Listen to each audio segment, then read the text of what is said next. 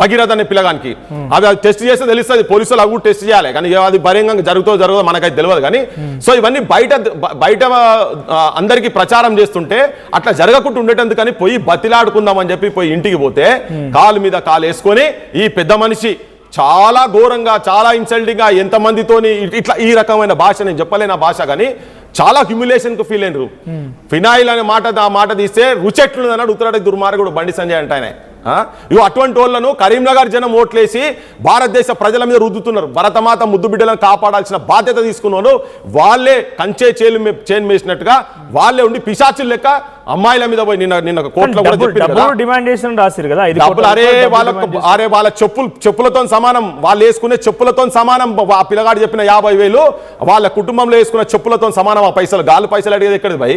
వాళ్ళ దగ్గర వాళ్ళు 4MATIC బెంజ్ ఉన్నది, దాని ఖాళీ ఆ నెంబర్ ప్లేట్ గురించి వాళ్ళు 11 లక్షల రూపాయలు స్పెండ్ చేసిండ్రు.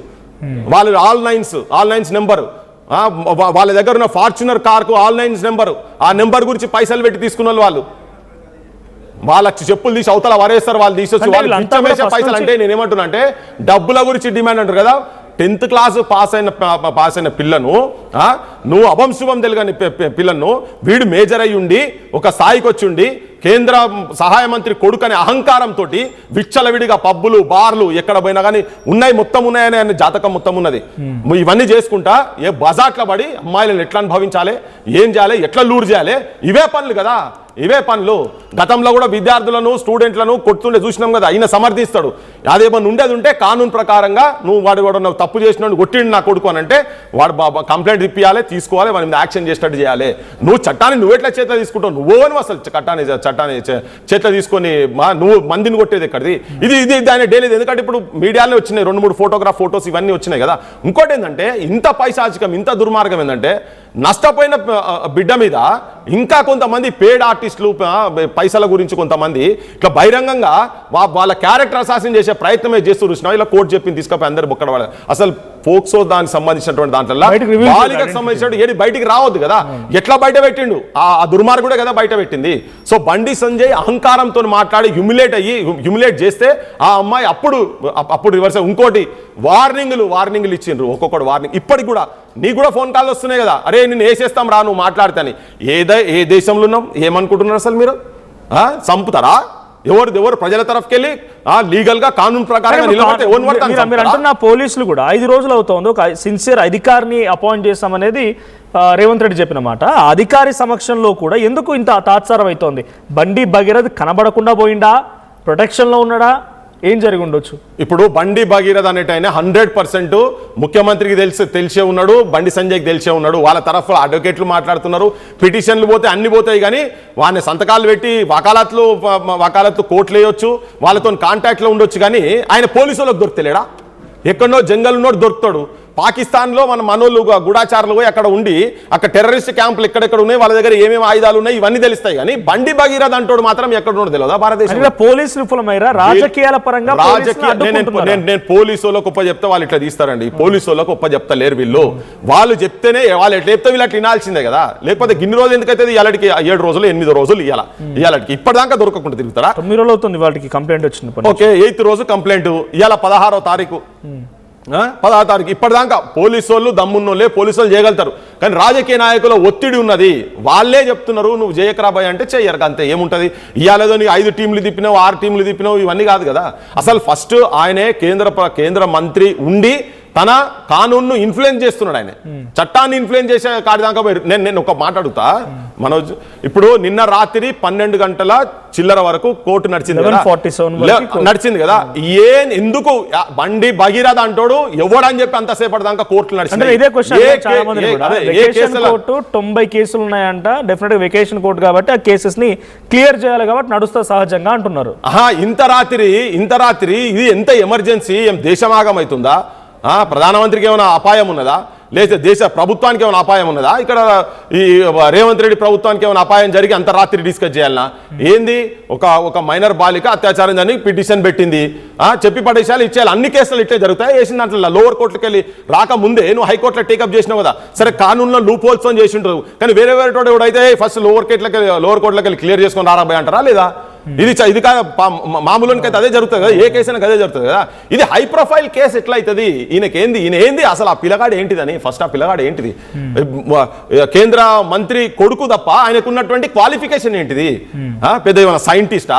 ఈయన చేతులలో పెద్ద రహస్యాలు ఉన్నాయి, దేశ రహస్యాలు ఉన్నాయి. రాకెట్ కనిపెడుతున్నాడు, ఇక్కడ నుంచి మూను పంపించే రాకెట్ కనిపెడుతున్నాడు కాబట్టి ఆయన జర ఈ రాత్రి ఎట్లన్నా చేసి ఆయన కాపాడాల్సిన అవసరం ఉన్నది ఏమన్నా? ఇవన్నీ ఏం లేవు కదా. బట్టెబాజుగాడు రోడ్డు మీద తిరిగేటోడు, ఒక అభంసుగం తెలియని ఒక ఆడపిల్లను, అసలు జీవితం అంటే ఏందో తెలియని, మానసికంగా శారీరకంగా ఎదుగని అమ్మాయిని, అదే చట్టం అదే చెప్పింది కదా, మైనర్ అమ్మాయి. చాలా మంది సోషల్ మీడియా వైరల్ అవుతున్న వీడియోలు ఇవన్నీ మీరు కూడా చూసే ఉంటారు. ఆ అమ్మాయికి ఇష్టం లేదే వచ్చిందా, ఆ అమ్మాయి కూడా ఇష్టపడ్డది, ఇది కాన్సెన్షువల్గా జరిగింది, ఆ అమ్మాయి అంగీకారంతో జరిగింది, ఆమె సెల్ఫీ తీసుకుంటుంది, ఆమె వీడియో తీసుకుంటుంది. నిజంగా ఆ అమ్మాయి పైన అఘాయిత్యం చేసి ఉంటే అదే రోజు రాత్రి మోయినాబాద్ ఫామ్ హౌస్కి ఆ అమ్మాయి డ్రైవ్ చేసుకుంటూ భగీరథ్ని పక్కన కార్లో పెట్టుకొని వచ్చింది. ఇవన్నీ రిలీజ్ అయినాయి.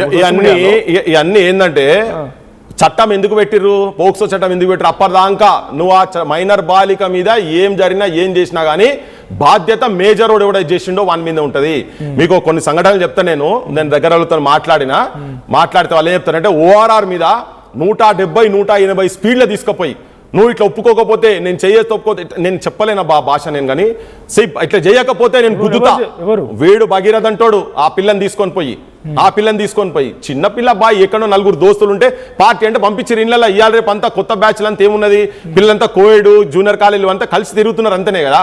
అది చూస్తున్నాం కదా, అది ట్రెండ్ చేంజ్ అయింది. మనం చదువుకుంటాం. ఓఆర్ఆర్ మీద 170, 180 స్పీడ్లో తీసుకోపోయి నువ్వు దీనికి ఒప్పుకోకపోతే నేను గుద్దుతా, దానికి ఒప్పుకోకపోతే నేను గుద్దుతా అని ఇట్లా హరాస్ చేసిండు. నువ్వు ఇష్టం లేకుండా పోయినావు అంటే ఇంటికాడికి వచ్చి కూర్చుంటున్నారు, బెదిరిస్తున్న. అందరు అమ్మాయిల పరిస్థితి అట్లే ఉన్నదా? ఇలా రేపులు చేసినట్టున్నారు కదా వీడియోలో, చాలా వరకు బగ్గి అని మాట్లాడుతున్నారు. అవునబ్బా, మస్తు మంది పిలుచుకుంటారు, మస్తు మంది అట్లా పిలుచుకుంటారు. ఇళ్ళ పేర్లు దగ్గరైనా పిలుచుకుంటారు. దానిలో తప్పేంది? గుళ్ళ పోతే తప్ప కానీ నువ్వు హరాస్ చేస్తున్నావు. నా క్వశ్చన్ కాదు, సోషల్ మీడియాకి సంబంధించిన సపోర్టర్స్ చేస్తున్నారు. సోషల్ మీడియా గురించి కూడా నేను చెప్తున్నా. ఏది నువ్వు ఏం చేసినా మైనర్ బాలిక మీద నువ్వు ఏం చేసినా గానీ అది తప్పే. కానూన్ ప్రకారంగా నువ్వు తప్పే. నైతికంగా అనుకో ఆమె ఎదగలే కదా. నువ్వు ఎట్లా తీసుకోపోతావు? 10వ తరగతి పాస్ అయ్యి బయట దేశంలో ఏదో చదువుకుందాం అని చెప్పని ప్రయత్నం చేస్తున్న పిల్లను నువ్వు అనుభవించాలనే కోరికతో పెట్టుకొని నువ్వు అన్ని ఏమేమి చేసినావు చేసి పెళ్లి చేసుకుంటా అని మభ్యపెట్టి మత్పరిచి మాయ చేసి దాన్ని ఏమేమో కలిపి చేసి ఇవన్నీ చెప్పారు కదా, ఇవన్నీ చేశారు కదా. రేపు పొద్దుగాల అవన్నీ బయటకు వస్తాయి కదా. ఇట్లా జరిగిందని సంఘటన నువ్వు ముట్టుకుంటే నువ్వు ఏం చేసినా కానీ, మైనర్ బాలిక మీద నువ్వేం చేసినా కానీ చట్టం ఒప్పుకోదు, బరాబర్ ఒప్పుకోదు. నువ్వు తల్లిదండ్రులకు చెప్పి చేస్తారు ఎవరైనా?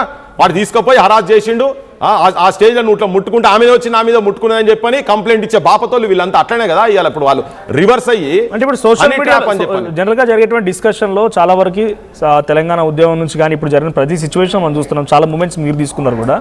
ఈ మూమెంట్స్ లో ఒక సోషల్ కాజ్ కోసం జరిగేటువంటి మూమెంట్ కానీ లేకపోతే ఇట్లాంటి ఉద్యమాలు కానీ బయట జరుగుతున్నాయి ఓకే, కానీ సోషల్ మీడియాలో ముక్కుమోహం తెలియనటువంటి వ్యక్తులు వచ్చి రీల్స్ చేసి కాంటెంట్ చేసి భగీరథ్ తప్పు లేదు, మోదీ వచ్చిండు, పాలిటిక్స్ ఎంటర్ అయినాయి, తర్వాత కోర్టు సినిమా అని రకరకాల వీడియోలు చేస్తున్నారు. దీని అంతటి వెనక ఎవరున్నారు అనుకోవాలి? బరాబర్ బండి సంజయ్ ఉంటాడు, రేవంత్ రెడ్డి ఉంటాడు, ఇంకెవరు ఉంటారు? వాళ్ళే ఉంటారు కదా. వాళ్ళ 100% వాళ్ళే. అరే ఆ కొడుకు డైరెక్ట్ కంప్లైంట్ ఇచ్చిండనే దాంట్లోనే ఇవన్నీ కొన్ని ఆధారాలు పెట్టిండు కదా. ఆ పిల్లగాడి బయట పెట్టిండు కదా, వాడు మేజర్ కదా. తండ్రి ఏ పొజిషన్లో ఉన్నాడు? మరి తండ్రికి తెలియకుండానే జరుగుతున్నాయి ఇవన్నీ. ఇవాళ తండ్రి తెలియకుండానే బెయిల్ పిటిషన్ నిరంజన్ రెడ్డి అన్నట్టు ఆయనే వైఎస్ఆర్ దాంట్లో ఉండి చాలా టాప్ మోస్ట్ ఉన్నాయని సుప్రీంకోర్టులలో కూడా పిటిషన్ వేస్ట్ ఆయనే. ఈ పోరం దగ్గర ఏం పైసలు ఉన్నాయి